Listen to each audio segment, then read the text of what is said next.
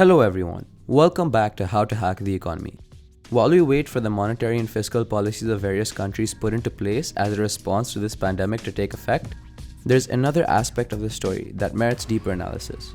Let's look at the way the coronavirus acts as some sort of confused Robin Hood by decimating some businesses and industries given the massive destruction of both demand and supply, while enriching others by creating pockets of opportunities which never existed to the scale which we are witnessing now.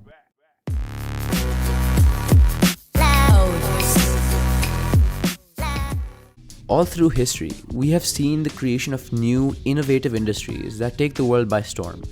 Telecommunications is an example, which didn't exist in such a prominent way maybe even 50 years ago. This, along with the birth of the internet, decreased the distance between people, and with this came the dawn of everything online.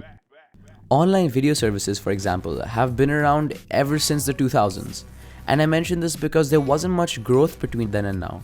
In 2004, 100,000 users were using the only online video calling service at the time, Skype, and at that same point in time, 817 million people had a reliable connection to the internet.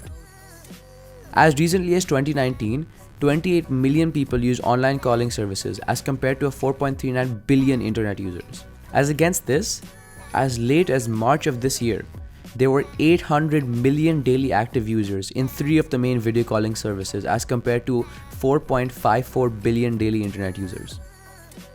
Before we get to the analysis of this, I just want to talk a little bit more about stock indices. Stock indices are simply a list of stocks which keep updating and show the price of the underlying stocks and are a good way to gauge the general trend of a specific market, since each index has a niche industry. For this podcast, we will stick to 3 main US indices: the Nasdaq, Dow Jones, and S&P 500. The Nasdaq Stock Index is a list of 3,300 stocks that are related to technology or the internet, such as Microsoft and Apple Inc. But there are also some non-tech companies in the Nasdaq Stock Exchange, the most notable being PepsiCo. So if people say that the Nasdaq is down by a certain amount, it shows that in general, technological companies are not doing well, along with a mix of a few other non-tech companies. Why do I mention this? Simple. I want to show you how much companies are benefiting from the coronavirus. Not facing losses or going bankrupt, benefiting massively. From the beginning of February until the 8th of April, while the Dow Jones was down by 19.8%, Nasdaq was down by 13.8%, and the S&P 500 was down by 17.6%, Zoom was up by almost 50%. That is 0.7% every day. In other words, while other companies were being massively devalued, while people lost faith in the most reliable blue chip companies, and while we are in the middle of a crisis that has been quantitatively proven to be worse than the economic crisis in 2008, Zoom stocks were rising like nobody's business. Zoom downloads have also increased by 30 times from April 2019 to April 2020. That is a 3,000% growth rate in 1 year, which has never been seen before. This is where the coronavirus comes into play. What it's doing for companies like Zoom is brilliant. What's happening is people and authorities are saying that we need to become a social vaccine, which is that we need to stop getting infected and stop infecting others. So the only real way to do that is to stay in our homes. Just like that, we are quarantined. Now what happens is schools and offices still need to move forward. The only solutions were options like Zoom, Skype, and Teams. Then after that, people wanted to see each other and still be able to socialize. Zoom strikes again. Jordan Novitt, a reporter from CNBC, phrased this very beautifully, saying that Zoom has something called a network effect. If one person has Zoom, then they will tell people that, hey, I have Zoom, you want to meet up? Then those people will download Zoom.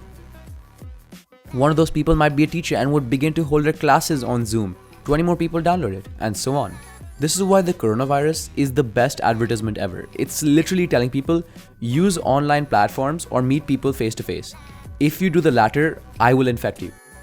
Imagine that if McDonald's said, eat our food or you'll be stuck in a hospital for 2 weeks, be prosecuted for disobeying quarantine laws, and have a 3.6% chance of dying, which by the way is the current death rate of the coronavirus. There's always this question, is Zoom the only company that is growing? Well, it's not. Collectively, all virtual calling apps have been growing. For example, Skype has grown over 70% in its daily active users in 1 month. In around the same time period, according to the Business Insider, in 1 week, Microsoft Teams added 12 million daily active users. Similarly, the stock of Microsoft also increased as the use of Teams and other online products increased. It dropped in the beginning of the crisis simply because of the fact that many of its products, such as laptops and computers, were not being sold. But as the lockdown began in many countries, Teams was used for companies to communicate and the stock began to rise. Similarly, as the need for medical equipment and medical research grows, so do pharmaceutical companies. One of the biggest pharmaceutical companies, Novartis, saw a huge growth in its stock price from the beginning of March, increasing by 18% in 1 month. The way we consumed our entertainment has also changed. Since we're stuck in our homes all day, it is really boring to wait for new episodes of our shows to come out. We want to watch shows on demand. In the last quarter of last year, Netflix had 167 million users. And in just 2 months, Netflix has 8 million more users.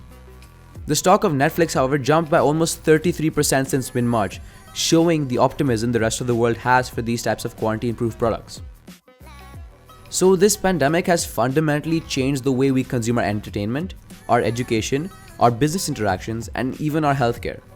And it will most likely be this way forever. In fact, Gideon Litchfield of the MIT Technology Review said that we are not going back to normal, speaking about how weeks of social isolation will change the way we live forever. You would think that would be crazy, right? A lot of us are missing school and we want to meet our friends, but here's the thing. We're probably still going to use Zoom. We might be more open to online classes, and this is the fundamental change I'm talking about.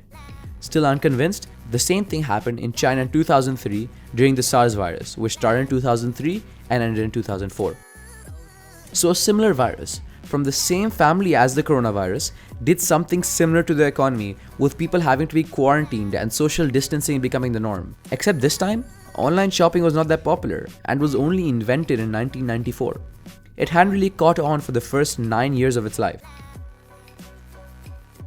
People still wanted to purchase things and be able to live as much of a normal life as possible under the quarantine, so they resorted to online shopping. Taobao, the Chinese version of eBay, was launched after the breakout of the SARS virus, and from 2003 till 2005, the amount of people that used Taobao rose by 637.5% according to the China Internet Watch. So the coronavirus, while taking money from a lot of people, is allowing some businesses to thrive, and businesses that can recognize the sort of opportunities and demand that the coronavirus is creating and can evolve based on that will be the ones that will be able to pass through this period without much loss, and hopefully even some growth. For us, however, this is a new normal, where everything is bought and often consumed online, once again displaying a shift in consumption patterns for the second time in modern economic history. Thank you so much for listening. Please don't forget to like, share, and subscribe for more.